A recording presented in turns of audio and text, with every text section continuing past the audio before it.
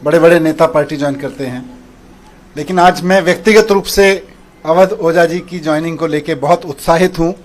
मेरे लिए व्यक्तिगत रूप से बहुत बड़ा दिन है, मैं ऐसा समझता हूं, क्योंकि मैंने खुद अपना जीवन शिक्षा को समर्पित कर रखा है। अगर मेरे सामने कोई ऑप्शन हो कि राजनीति को चुनना है या शिक्षा को चुनना है, तो शायद मैं शिक्षा पर काम करते हुए आगे निकल जाऊंगा राजनीति की जगह। वही जज्बा, वही समर्पण शिक्षा को लेके, और अभी तक की पूरी जिंदगी में वही काम मैंने अवध ओझा जी का देखा है। करोड़ों युवाओं को न सिर्फ प्रेरित किया है, बल्कि अपने काम से उन्होंने उनकी ज़िंदगी बदली है। और उसके अलावा भी जिस तरह का काम उन्होंने ऑनलाइन माध्यम का इस्तेमाल करते हुए किया है, तो वे एक बहुत बड़े शिक्षक हैं। आज आम आदमी पार्टी ज्वाइन कर रहे हैं। मैं उम्मीद करता हूं कि उनकी ज्वाइनिंग से हम सब बहुत एनरिच होंगे, देश का शिक्षा तंत्र बहुत मजबूत बनेगा।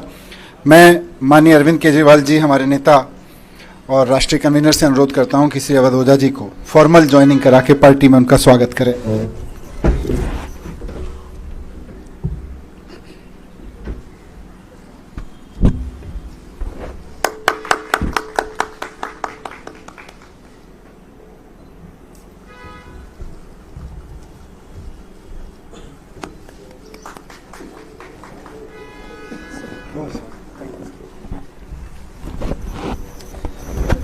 मैं अब सर से अनुरोध करूंगा कि 2 शब्द इस अवसर पर कहें।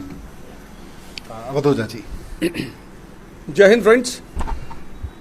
सबसे पहले मैं आम आदमी पार्टी और आम आदमी पार्टी के सर प्रमुख अरविंद केजरीवाल जी, मनीष सिसोदिया जी, सबको सहृदय से धन्यवाद देता हूं कि उन्होंने मुझे राजनीति में आकर शिक्षा के लिए काम करने का अवसर दिया है। शिक्षा एक ऐसा माध्यम है जो परिवार, समाज और राष्ट्र की आत्मा है। जितने भी देश दुनिया में महान हुए, उनकी पृष्ठभूमि में कहीं ना कहीं शिक्षा का योगदान रहा। तो मैं आज अपनी इस राजनीतिक पारी की शुरुआत पर आप सबसे ये बात साझा करना चाहता हूं, जैसा कि हमारे नेता मनीष सिसोदिया जी ने कहा कि अगर मुझे राजनीति और शिक्षा में से कुछ चुनना हो तो मैं निश्चित तौर पर शिक्षा को चुनूंगा। ऐसा ही कुछ उद्देश्य मेरा भी है, और राजनीति में आकर शिक्षा का विकास मेरा सर्वोत्तम उद्देश्य है। धन्यवाद। मैं श्री अरविंद केजरीवाल जी से अनुरोध करूंगा कि वो इस अवसर पर अपने विचार व्यक्त करें। अवध ओझा जी शिक्षा के क्षेत्र में इस देश का जाना माना नाम है, जिन्होंने लाखों करोड़ों युवाओं को, बच्चों को शिक्षा दी, रोजगार के लिए तैयार किया, प्रेरणा दी। न केवल शिक्षा, मैं इनके वीडियो देखता हूँ जिसमें वो अलग अलग तरह से युवाओं को एक अच्छा जीवन जीने के लिए भी प्रेरणा देते हैं। उनके आने से अभी तक जब भी किसी नेता को हम ज्वाइन कराते हैं तो हम कहते हैं इनके आने से आम आदमी पार्टी मजबूत होगी। आज अवध ओझा जी के लिए मैं कहना चाहता हूं कि इनके आने से देश में शिक्षा मजबूत होगी, क्योंकि आम आदमी पार्टी शिक्षा के क्षेत्र में सबसे ज़्यादा काम कर रही है।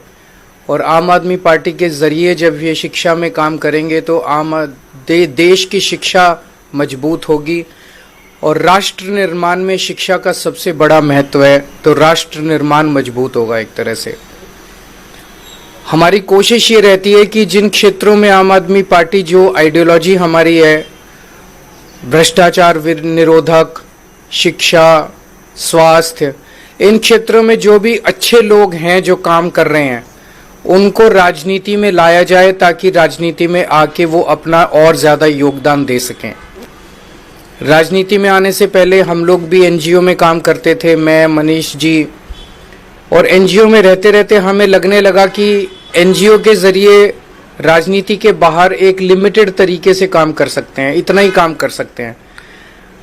जैसे मैं सुंदर नगरी की झुग्गियों में काम करता था, तो वहाँ पे 2 या 3 सरकारी स्कूल थे। उन सरकारी स्कूलों को ही ठीक कराने में पूरी ज़िंदगी बीत जाती है हमारी। लेकिन जब राजनीति में आए तो एक ब्रश से हमने दिल्ली के सारे सरकारी स्कूल ठीक कर दिए।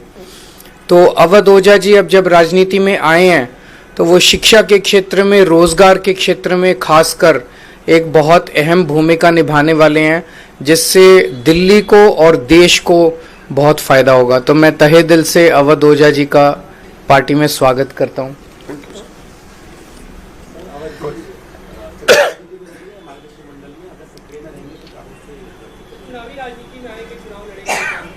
अब तो मैं पार्टी का हिस्सा हूं, तो पार्टी जो भी आदेश करेगी मैं वही करूंगा।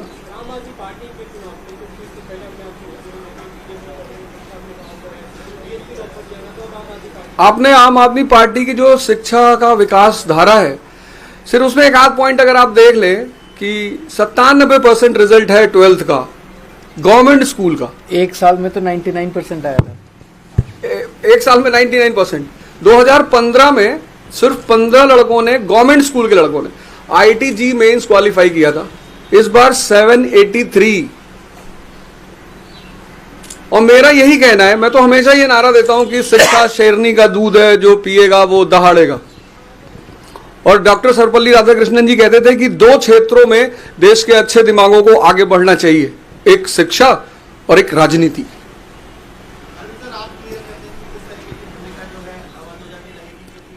थोड़ा सा सस्पेंस बना रहने